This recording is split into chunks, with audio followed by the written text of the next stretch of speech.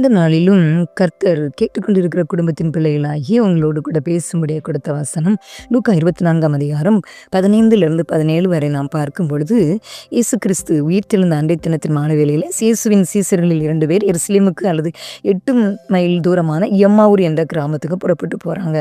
இயேசு தாமே சேர்ந்து அவர்களுடனே கூட நடந்து போனார். ஆனால் பாருங்க, அவரை அறியாதபடிக்கு அவர்களுடைய கண்கள் மறைக்கப்பட்டிருந்தது அந்த சீசர்களுக்கு. ஆனால் அப்படி அவர் அவர்களை நோக்கி சொல்றார், நீங்கள் துக்க முகமுள்ளவர்களாய் வழி நடந்து ஒருவருக்கொருவர் சொல்லிக் கொள்கிற காரியங்கள் என்ன அப்படின்னு சொல்லி கேட்கிறாரு. கர்த்தர் அவர்களோடு கூட வேத வாக்கியங்களை கொண்டு பேசுகின்றார், சம்பாசிக்கின்றார்.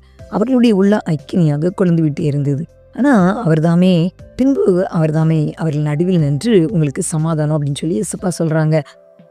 லூக்கா 24:36 ஒரு தாய் தேற்றுகிறது போல தேற்றி சமாதானத்தை தருகிறது. அவருடைய அன்புக்கு இணையான அன்பு வேற எந்த அன்பும் இல்லை. பிரியமானவர்களே, ஒரு அன்பும் அப்படிப்பட்ட அன்பு இல்லை. இயேசு உயிர்த்தெழுந்த இயேசு இன்றைக்கும் உங்களுடைய அருகிலையும் இருக்கின்றார். அவர் நேற்றும் என்றும் என்று மாறாதவர். அன்றைக்கு இயேசு தம்முடைய சீடர்களுக்கு கொடுத்த அதே சந்தோஷத்தையும் சமாதானத்தையும் நிச்சயமாகவே நம் ஒவ்வொருவருக்கும் தந்தருள்வார். யாரெல்லாம் இயேசுப்பாவை தேடுகிறோமோ, நேசிக்கிறோமோ, நம்முடைய உள்ளத்துக்குள்ளே வைத்துக்கொள்ள, நம்முடைய குடும்பத்துக்குள்ளே வைத்துக்கொள்ள, ஏற்றுக்கொள்ள நாம் ஆயத்தமாக இருக்கிறோமோ அத்தனை மக்களுக்கும் சமாதானத்தை கொடுக்க அவர் ஆயத்தமாக இருக்கிறார். பயப்படாதிருங்கள், நான் உங்களோடு கூட இருக்கிறேன் என்று சொல்கின்றார். பிரியமானவர்களே, கலக்கத்தை மாத்திரம் அல்ல, பயத்தையும் கூட மாற்றிக்கிறவர். வாரத்தின் முதல் நாளாகிய அன்றைய தினம் சாயங்கால வேளையிலே சீசர்கள் கூடியிருந்த இடத்துல யூதர்களுக்கு பயந்ததுனால கதவுகள் பூட்டப்பட்டு இருக்கையில் இயேசு வந்து நடவேன் என்று உங்களுக்கு சமாதானம் அப்படின்னு சொல்றாரு. இப்படி சொல்லி தம்முடைய கைகளையும் விழாவையும் அவர்களுக்கு காண்பிக்கின்றார். ஏனென்றால் கைகளிலும் விழாவிலும் அணிகளினால குத்தப்பட்டு காயங்களோடு இருந்தார் அல்லவா. அதனால இந்த காயங்கள் எல்லாம் அவருடைய சீசர்களுக்கு காண்பிக்கின்றார். ஆனால் சீசர்கள் கத்தரை கண்டு சந்தோஷப்படுறாங்க. முதல் 2 முறை இயேசு கிறிஸ்து சீசர்களுக்கு தரிசனமாகும் போது தோமா அப்போஸ்தலன் அங்கே இல்லை. ஆனால் இயேசு சந்தேகப்பட்ட அந்த தோமாவுக்கு கூட சமாதானத்தை கொடுக்கும்படி 8 நாளைக்கு பிறகு மீண்டும் தரிசனமாகி சமாதானத்தை கொண்டு வர அவர் சித்தமாக இருந்தார். பிரியமானவர்களே, யோவான் 20:26 கூட வாசிக்கும் போது மறுபடியும் 8 நாளைக்கு பின்பு அவருடைய சீசர்கள் வீட்டுக்குள்ளே இருந்தாங்க. தோமாவும் அவர்களுடனே கூட இருந்தான். கதவுகள் பூட்டப்பட்டிருந்தது. அப்பொழுது இயேசு வந்து நடுவே நின்று உங்களுக்கு சமாதானம் அப்படின்னு சொல்றாரு. பாருங்க, 3 வகை கூட்டத்தாருக்கு இயேசு சமாதானத்தை உயிர்த்தெழுந்த பிறகு கொண்டு வருகின்றார். முதலாவது துக்க முகத்தோடு எம்மாவுக்கு ஊருக்கு போன சீசர்களுக்கு சொல்கிறாரு. 2வது யூதருக்கு பயந்ததுனால அரைக்கதவுகளை பூட்டி கொண்டு பயந்து நடுங்கி கொண்டிருந்த சீசர்களுக்கு சொல்கிறாரு. 3வது சந்தேகப்பட்டு கிறிஸ்துவை நம்ப மறுத்த தோமாவுக்கு இயேசு சமாதானத்தை கொண்டு வருகின்றார்.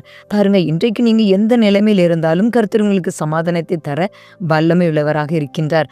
சமாதான பிரபு இயேசு கிறிஸ்து இன்றைக்கும் உங்களோடு கூட இருக்கிறவராகவே இருக்கின்றார். யாரெல்லாம் இயேசு கிறிஸ்துவை உள்ளத்திலே ஏற்றுக்கொண்டு உங்களுடைய வீட்டுக்கு நீங்க அவரை வரவழைக்கிறீங்களோ, சகையு அன்றைக்கு பாவியாக இருந்த மனுஷனாக இருந்தாலும் கூட சகையு அன்றைக்கு அவருடைய உள்ளத்துக்கு இயேசுவை அழைத்தார் அல்லவா.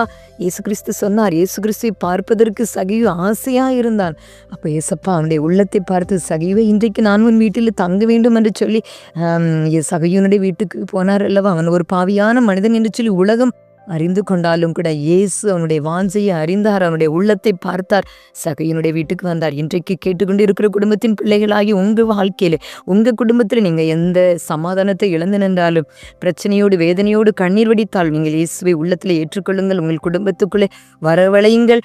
இயேசுப்பா உங்கள் உள்ளத்தை பார்த்து உங்களோடு கூட வருவார். உங்கள் குடும்பத்தின் குறைவுகளை நீக்குவார். சமாதானத்தை தந்து பிசாசின் கிரிகளெல்லாம் அழித்து போட்டு தெய்வீக சமாதானத்தை உங்களுக்கு தருவார். எந்த நிலைமையில நீங்கள் சமாதானத்தை இழந்து நிற்கிறீங்களோ அந்த காரியத்திலே சமாதானத்தை இழக்கச் செய்த சத்துருவின் திட்டங்களை அழித்து போட்டு தேவ கிருபையும் தேவ சமாதானம் உங்கள் குடும்பத்துக்குள்ளே வரும்படி இயேசுப்பா உங்கள் வாழ்க்கையில் அற்புதத்தை செய்வார். கலங்காதீங்க, இயேசுப்பா உங்களுக்கு அற்புதத்தை செய்து உங்களை ஆசீர்வதிப்பார். அப்படிப்பட்ட கிருபைகளை தேவன் உங்களுக்கு தந்தருள்வாராக. ஆமேன்.